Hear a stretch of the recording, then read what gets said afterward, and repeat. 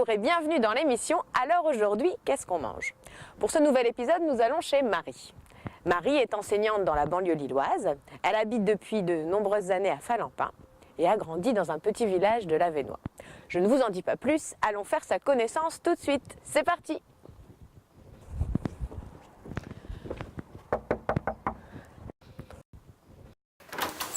Bonjour. Bonjour Marie, comment vas-tu? Ben, ça va. Ça va bien. Ah, merci de nous accueillir chez toi. Bah, y a pas de souci.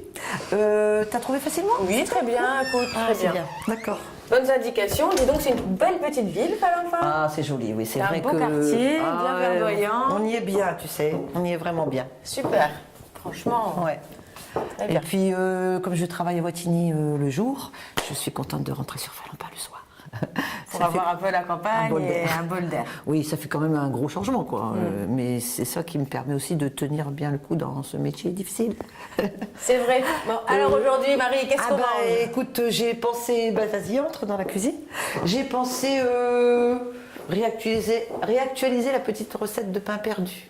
D'accord. Tu connais? Bah écoute, je connais le pain perdu, hein, mais je me permets. Oui, vas-y. Mais il fera bien plaisir de retrouver cette recette, puis on n'y pense pas forcément. Donc, Bah voilà, c'est une recette quand même très ancienne. Hein. oui. Et, Elle te vient de tes grands-parents ou... Oui, moi j'ai grandi dans une famille nombreuse. D'accord. Donc toutes les recettes économiques avaient cours. Et puis la grand-mère, oui, nous faisait régulièrement du pain perdu.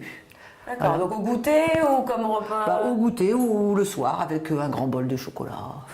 Maintenant, ça permettait d'utiliser le pain rassis, tu vois, et de ne pas faire de gaspillage. Hein, ça, c'est évident que dans une famille nombreuse, ça compte. Et on a besoin de quoi alors pour faire le pain perdu? Écoute, là, par exemple, on va prendre quelques œufs. Par exemple, on va faire 3 œufs, mais après, on pourra multiplier par autant de quantité. Ouais. Et on verra avec 3 œufs combien de tartines on fait. Hein, on bat les 3 œufs en omelette. Ok. Là. On rajoute un petit peu de lait. Alors, la quantité de lait, c'est selon la liquidité qu'on veut, je dirais. Il faut que la quantité. Donc, on va en mettre juste un peu, là, un demi-verre, là, peut-être. On y verra. Et puis, une petite pincée de sel. Un petit peu.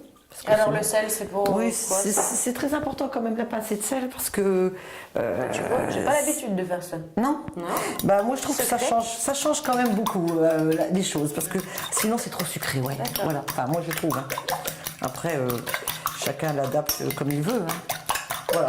Donc ça c'est ta base et tu vas utiliser du pain rassis. Comme ça, ça permet de réutiliser. Voilà. Donc là tu vois ce sont des petites tartines, hein, c'est ce que j'avais. Donc...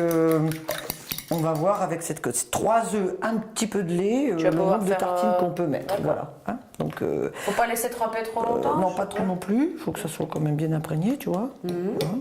Tu piques un peu si c'est un peu dur pour que le liquide imprègne bien le pain. En même temps, pas trop. Et puis bon voilà, on va déjà essayer. Tu en feras peut-être 2 pendant que je chauffe le. Alors moi je fais au beurre. D'accord. Hein, parce que bon voilà, je viens de l'Avesnois et dans l'Avesnois, mais en général c'est la cuisine au beurre. Dans le Nord, c'est la cuisine au beurre. Sinon on n'a pas ce petit goût. Évidemment, c'est pas très diététique, mais c'est bon. Ça a bon goût. Par contre, il ne faut surtout pas laisser brûler le beurre, évidemment, parce que sinon, pour le coup... Tu mets à feu doux, tu mets fort, comment tu fais? Je vais le mettre fort au début, et puis si je vois juste de quoi roussir légèrement le beurre, et puis après tu fais dorer tes tartines, voilà. Bon, on peut le faire évidemment avec d'autres matières grasses, hein. Une matière végétale. Ça ne remplacera jamais la tradition. Mais voilà, au niveau du goût, on ne retrouvera pas ce c'était souvenir de l'Avesnois, ça alors. Ah oui. Je pense qu'aujourd'hui, même aujourd'hui, les enfants aiment ça. Hein. Tu feras goûter, tu verras dans ta famille. Qu'est-ce qui t'a amené sur Falampin, toi alors, qui était de l'Avesnois?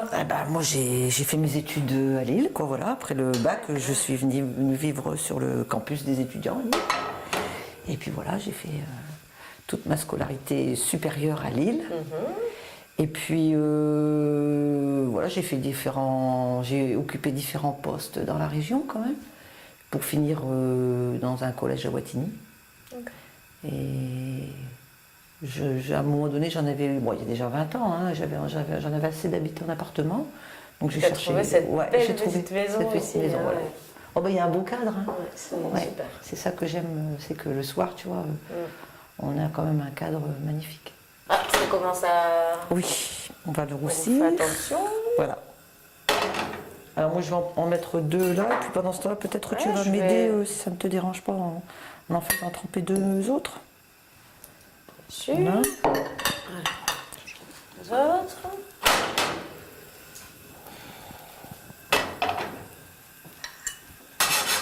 Voilà.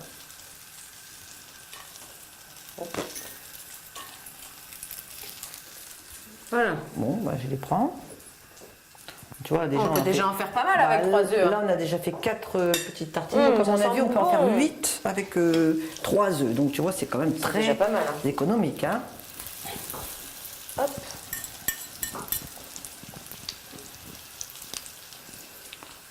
Bon, peut-être que dans les familles modestes, on mettait un peu plus de lait pour que ça soit... Ça fasse plus en quantité. Voilà.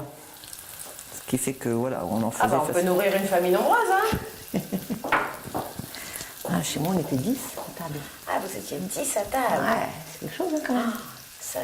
Donc Faut voilà, nourrir tu 10 vois, personnes. quand on est plus Et chez puis les pommes de trouver terre, des idées, Ouais. ça n'a pas été évident. Non, mais c'est vrai que c'est un vrai souci hein, quand on est nombreux de préparer les repas. C'est un véritable souci quand même. Moi, j'ai des souvenirs de kilos de pommes de terre à éplucher, de légumes. Alors tu vous vois. mettiez la main à la pâte Bah, on comment est ça se obligé passait quand même. Hein, bon, et puis peut-être plus les filles que les garçons quand Ah. même. C'était comme ça. Hein.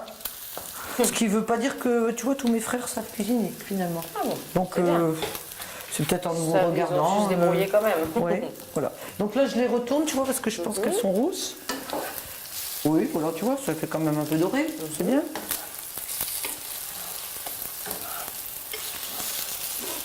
Ça a l'air super bon. Ça sent bon, hein, c'est Ça ça. sent bon. Ouais, voilà. Ben, c'est ce qui attire aussi les enfants, hein, c'est l'odeur. Hein.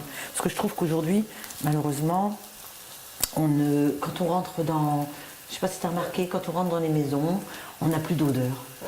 C'est hein assez aseptisé. Et là, c'est vrai que si on Ouais. rentre de l'école et Ouais. sentir cette petite Ah bah odeur... là, voilà, c'est ah, tout de suite réjouissant, quoi. Voilà, tu vois. Bon, il faut quand même bien le cuire pour qu'il n'ait pas l'impression de manger une omelette, quoi, que ça ne sente pas trop les œufs. Voilà. Bon, et puis alors, pour rester dans la recette de la Vénois, en fait, moi j'habitais à un village à la frontière belge. D'accord. Belligny, je ne sais pas si ça dit quelque chose, enfin, à côté de Gussigny. Alors Gussigny, il y a la bière de Jonquille. D'accord. C'est connu pour ça. C'est connu. Pas pour les enfants, ça. Non. Et puis donc, bah voilà, en fait, on était des Wallons quelque part. Hein. Et on se fréquentait beaucoup et du coup, les recettes étaient aussi très... Donc très imprégné de la culture belge. en Voilà. Donc, je te proposerai la cassonade belge. fait. D'accord. Ah, Qui pour pour moi, accompagner c'est- le pain perdu. C'est alors. ce qui accompagne le mieux le pain D'accord. perdu à mon sens. Mais ça, on peut aussi... voilà, là regarde, c'est bien roux, hein, Ah, ça, c'est bien c'est un roux. beau roux. Hein. Et on peut aussi mettre bien sûr de la confiture, du sucre en poudre, enfin, D'accord, tout ce qu'on on veut. l'accommode avec ce qu'on veut. Tout ce qu'on veut. Et c'est vrai comme, que ça, comme c'est- les crêpes, quoi, en fait, compte. D'accord. Hein. Pâte à tartiner, chocolat, ce qu'on veut. Voilà. Donc, Ok. voilà. Justement, moi, je la trouve en Belgique quand je retourne dans la Vénois, en fin de compte. Donc, si il paraît que ça commence à se trouver un peu dans les magasins, mais voilà. Appétissant en tout cas.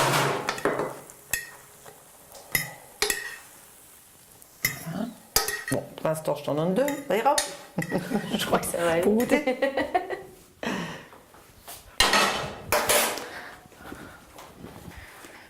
Tiens, vas-y, Marie. Je t'en prie. Merci.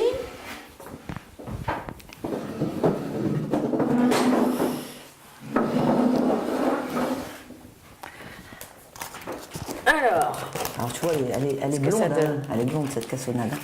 Parce que dans les magasins, tu trouves la rousse. Hein. Tu trouves la rousse ou la blonde, mais celle-là, tu vois, tu l'as pas facile. Elle est particulière. Ouais.